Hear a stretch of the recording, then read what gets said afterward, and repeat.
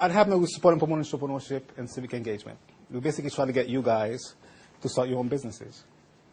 Make sense? It's really important. What do all wealthy people have in common? Business. Money. Yeah. Well, how do they get that money? I mean, you are on the right track. Think about it. First of all, what defines a wealthy person? Residual income. What do you mean by that? Basically, they don't necessarily have to, work to get money. The money works for them. Exactly. So they can be sleeping and still. Right. You could take a vacation for 6 months, not do anything at all, and you're still having income coming in. But what's the generator of that income? It's two things. Well, yeah. People working under you, which is what? Leverage.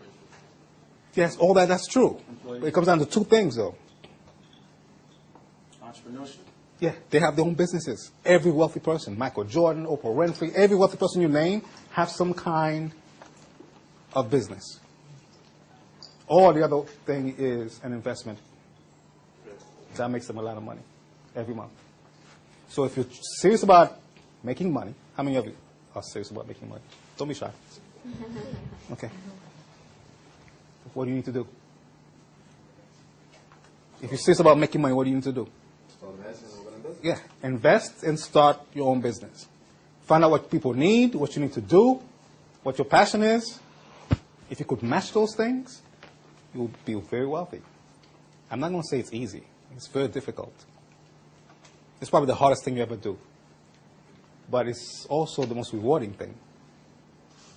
Anybody know what's the other difference between a business person and a person who works for a living? How many of you work for a living? Okay, when you get your paycheck, what do you see? Taxes. Say that again, louder. Taxes. You don't even see your paycheck yet. There's some guy named FICA that deducted something. There's a state, there's SUI, all these deductions. And then whatever's left over, you pay your bills with. Am I correct? Right.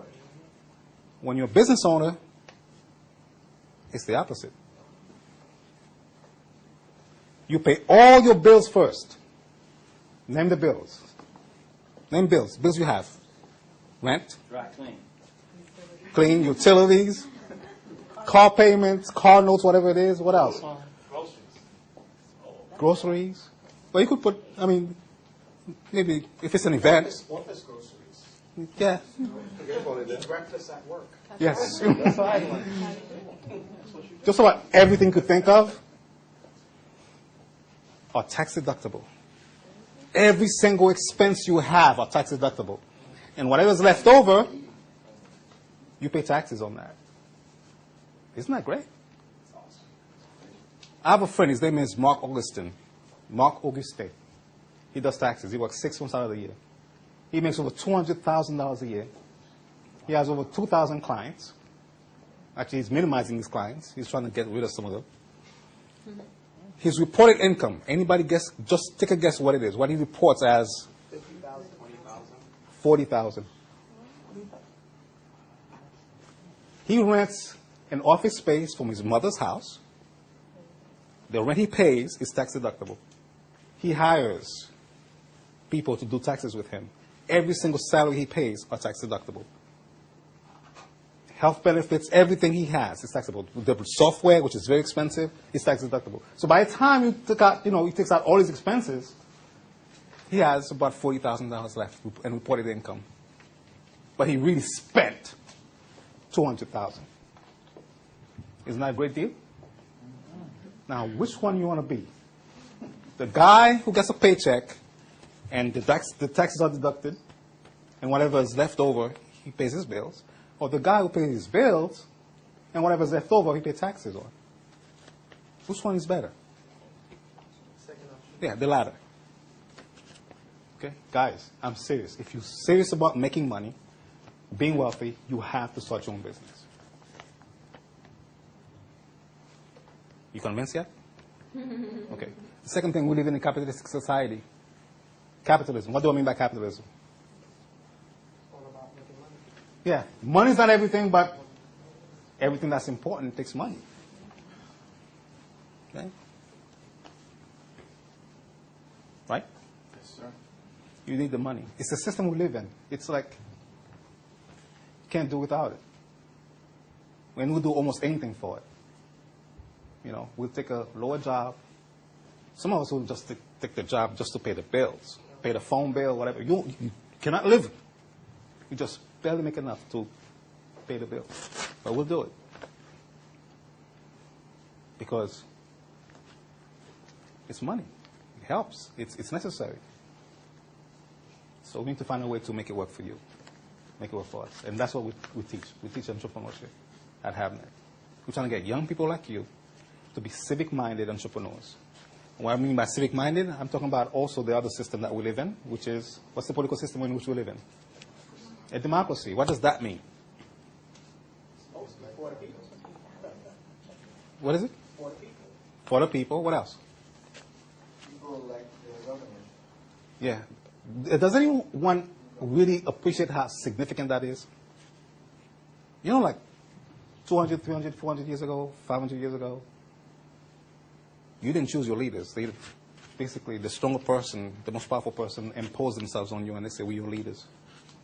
You didn't have a choice. Okay, and they call it divine right to rule.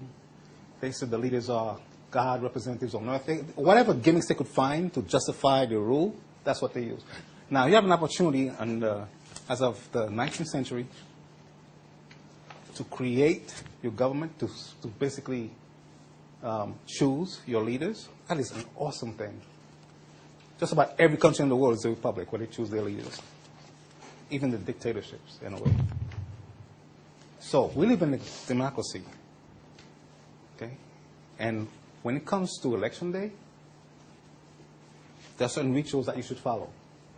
Every election, the small ones, the big ones, every single election, you guys should go out and vote.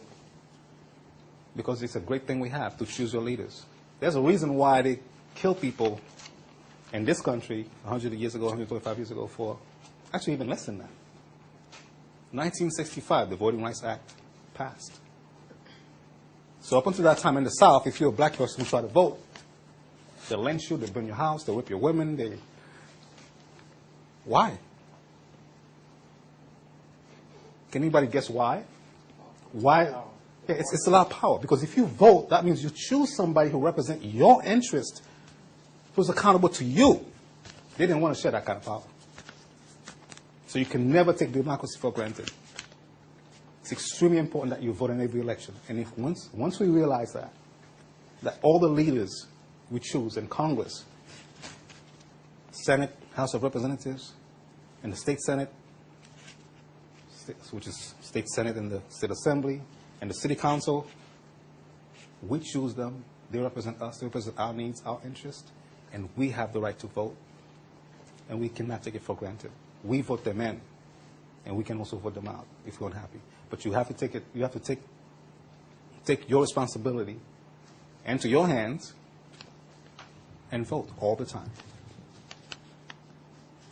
So it's a ritual. Like Christmas, what we do, we go shopping. Okay. Halloween, we go trick-or-treating. On election day, we go vote. Never take it for granted.